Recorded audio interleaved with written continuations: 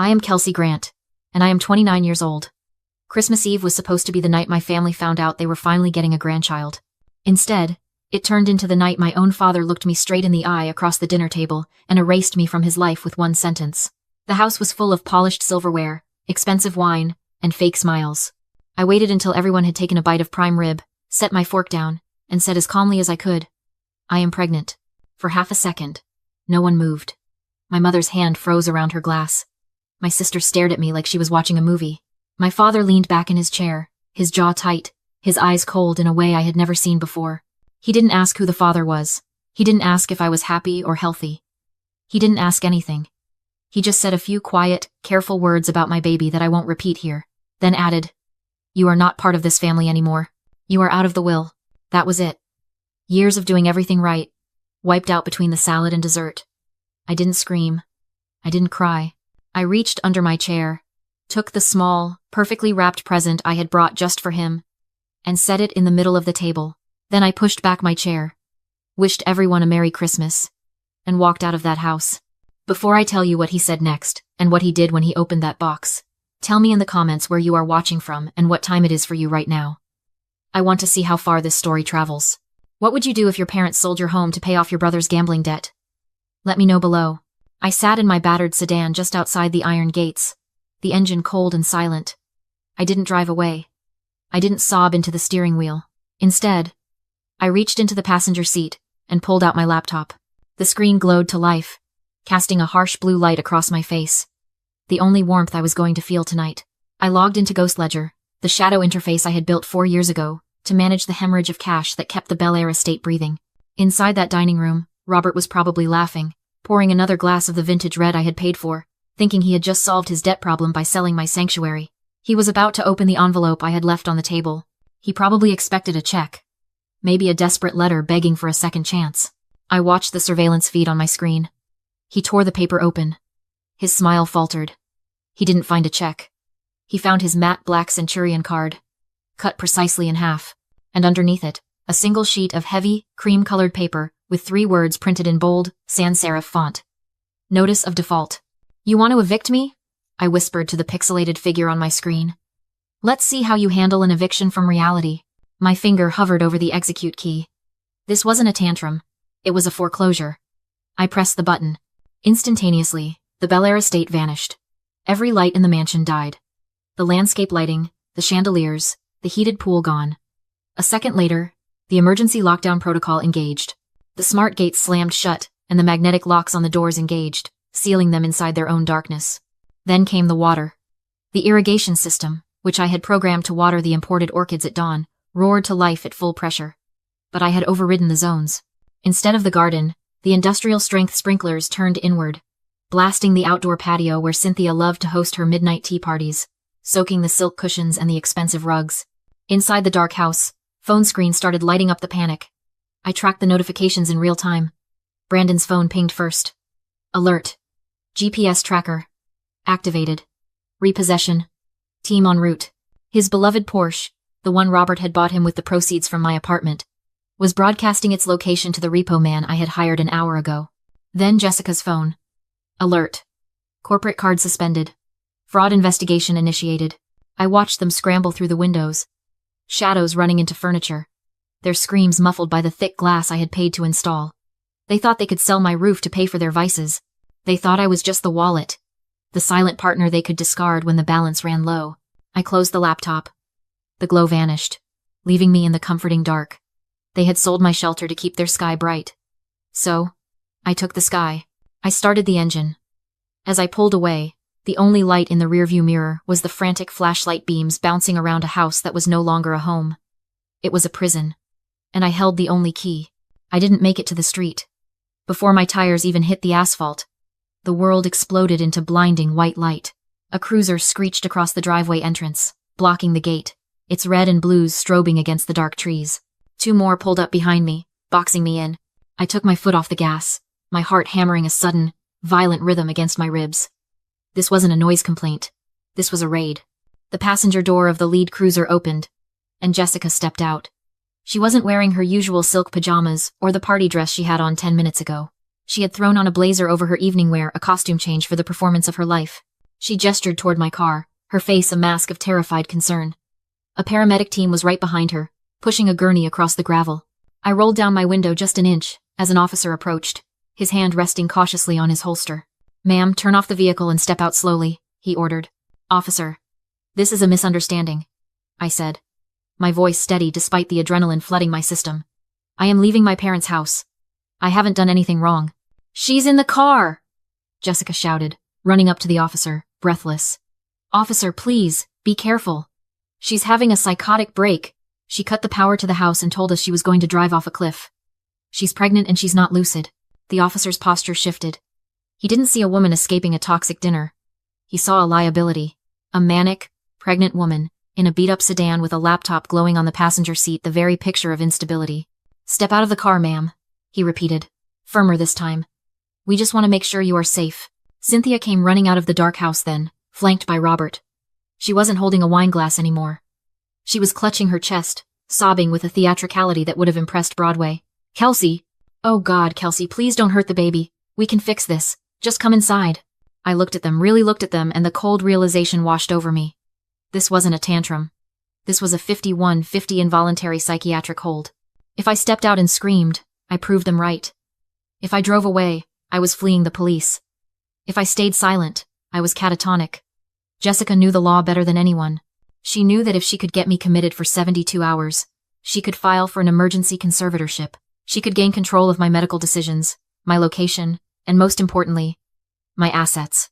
She wasn't trying to help me. She was trying to seize the hand that fed her before it could close the wallet forever. I looked at Jessica's eyes through the glass. There was no concern there. There was only the cold, hard glint of a predator cornered. For years I had wondered why they couldn't just ask me for help. Why did they have to steal, manipulate, and bully? I finally understood. It wasn't just greed. It was survival. To people like them, people whose entire identity is built on a foundation of unearned status, the loss of money isn't just a hardship. It is an annihilation of the self.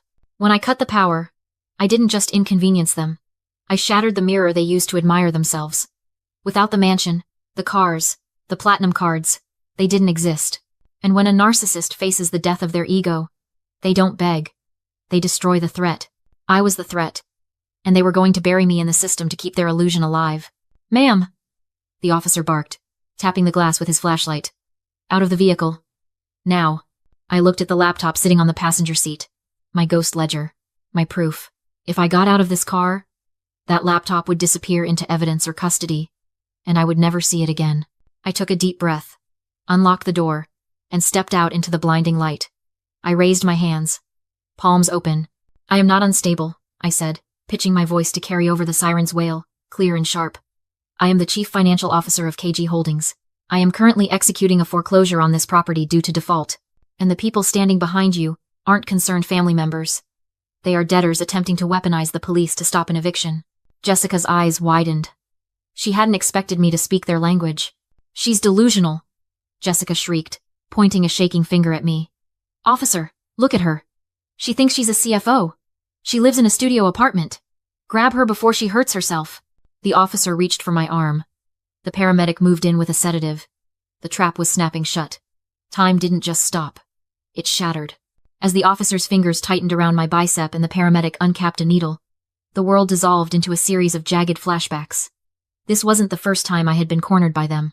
It was just the first time they had used the police to do it. I was 22 again, sitting at the kitchen island in this very house. I had just graduated, hungry and broke. Robert slid a piece of paper across the marble counter. It wasn't a congratulations card. It was an itemized invoice. Room and board, $800. Utilities, $150. Food, $200. "You're a bad investment, Jade," he had said, not even looking up from his newspaper. "If you want to stay under this roof, you sign. Interest accrues daily." He made me sign a promissory note for a tuna sandwich. That was the moment the chain locked around my neck. They spent decades drilling a single, poisonous truth into my skull. I was a deficit, a burden, a line item in red ink that needed to be balanced. They gaslighted me into believing that my very existence was a debt I could never fully repay. So I tried. God help me, I tried. I looked at Cynthia, wailing into her silk handkerchief by the gate. She didn't know about Ghost Ledger. She didn't know about the shell company I created, Obsidian Consulting. For 4 years, I funneled $1.8 million of my own post-tax income into their accounts disguised as consulting fees and dividends. I didn't do it for credit. I did it anonymously because I knew their egos were too fragile to accept money from the daughter they called a failure. I bought their dignity while they stripped mine for parts. The memory shifted. 2 years ago. Brandon stood in the foyer, blood running down his chin. 2 debt collectors waiting on the porch. He owed 6 figures to people who didn't use lawyers. I sold my first startup that afternoon. I liquidated my entire portfolio to pay his ransom. And what did Robert tell the neighbors the next day? Brandon handled it. He's a shark. Smart kid. I stood in the shadows of the hallway, invisible, holding the empty bank receipt. The officer pulled me forward, snapping me back to the present. The cold metal of the car door bit into my back. I looked at them now. Really looked at them. They weren't a family in crisis. They were parasites panicking because the host had finally developed an immune system. They didn't want to save me from psychosis. They wanted to sedate the ATM before it walked away. The guilt that had choked me for 29 years evaporated. It was replaced by a cold, diamond-hard clarity. I didn't owe them my life. I had already paid for it. With interest. Don't touch me, I said. It wasn't a scream. It was a command, low and lethal. I ripped my arm away from the officer's grip with a force that surprised us both. I wasn't the scared 22-year-old signing invoices for sandwiches anymore. I was the one holding the pen. You want to talk about mental stability? I looked straight at the officer, my eyes locking onto his. Let's talk about the $1.8 million these people stole from me. And let's talk to my lawyer. I raised my phone. I didn't dial 911. I dialed the only person who terrified Jessica more than I did. Grace, I said into the speakerphone as it connected. We have a situation. Officer. Grace's voice cut through the chaotic noise of the sirens like a scalpel. This is Grace Sterling, managing partner at Sterling & Vance. I represent Miss Jade Miller. Are you currently detaining my client? The officer holding my arm hesitated. He looked at the phone, then at me, then back at Jessica. The power dynamic on the driveway shifted instantly. He wasn't dealing with a hysterical girl anymore. He was dealing with a liability. Ma'am, we are conducting a welfare check based on a report of an acute psychotic break, the officer said, though his grip loosened slightly. The family states she is a danger to herself. The family, Grace repeated, her tone dripping with professional disdain, is currently in default on a $1.8 million loan owed to my client. Unless you have a court-ordered psychiatric evaluation signed by a judge, or immediate physical evidence of self-harm, detaining my client based on the hearsay of her debtors is a violation of her civil rights. And if you facilitate the seizure of her assets, specifically the laptop she is protecting, I will file a federal lawsuit against your department for assisting in corporate espionage. Jessica stepped forward, her face flushing a dangerous shade of red. She's lying. She doesn't have a lawyer. That's probably just her friend acting. I didn't argue. I didn't scream. I just tapped the screen of my phone and pulled up an email from 6 days ago. I turned the brightness up to maximum and held it in front of the officer's face. From Jessica subject. Monthly allowance. Transfer the usual $40,000 plus a bonus for the baby shower. Or I'll start telling people about your episodes again. You know how mom gets when she thinks you're off your meds. Pay up, Jade. The officer read it. He read it twice. Then he shone his flashlight on Jessica. This is dated last Tuesday, the officer said, his voice flat. You're asking for money from the woman you just claimed is mentally incompetent? Jessica scrambled. That's out of context. She owes us that money. She manages the family trust. There is no trust, I said calmly. There is just me, paying for your lifestyle. And I stopped. The officer let go of my arm. He took a step back, looking from the darkened mansion to my beat-up car, doing the math. He realized he had walked into a minefield. This wasn't a medical emergency. It was a hostage situation. And he had almost helped the kidnappers. Okay, the officer said, raising his hands. Everyone, calm down. We are not doing this in the driveway. We are going to go inside, turn on some lights, and verify who actually owns what property. If this is a civil dispute, we are leaving. Officer. You can't, Jessica started. Inside. He barked. Now. Cynthia grabbed Robert's arm, looking terrified. Brandon was already retreating toward the front door, looking for a way out. I grabbed my laptop from the passenger seat, clutching it to my chest like a shield. I knew what going inside meant. It meant walking back into the cage. It meant stepping onto their turf, where the shadows were deep and the walls were thick. But this time, I wasn't walking in as the daughter they could bully. I was walking in as the landlord. Stay on the line, Grace, I whispered. I'm right here, she answered. Don't let them out of your sight. I walked into the house I had paid for, through rooms lit by police flashlights in fear. The officer told me to set my laptop down and prove ownership. One click would expose everything: the shell company, the wire transfers, the truth behind their trust fund.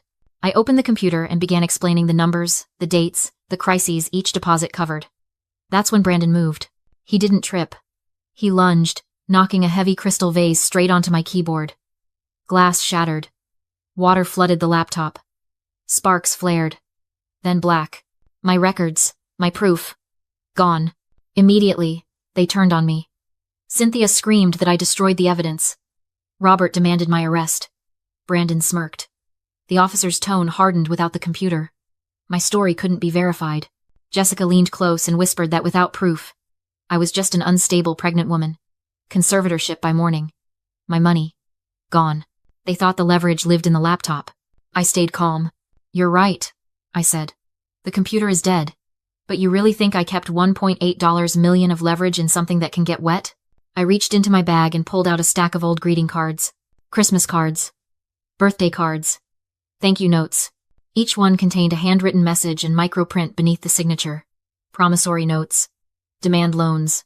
Signed by them. 42 cards. Every bailout documented. Total debt. $1.8 million plus interest. Jessica went pale. These are legally binding. I declared default. The collateral clause transferred any occupied real property to me. This house is the collateral, I said. And you're in default. The officer understood instantly. They weren't victims anymore. They were trespassers. They were given 10 minutes to leave. Christmas Eve, garbage bags. No dignity, no money, no house. When the door finally shut, the silence was complete. I called the contractor, changed the locks, lit a single candle. I placed a hand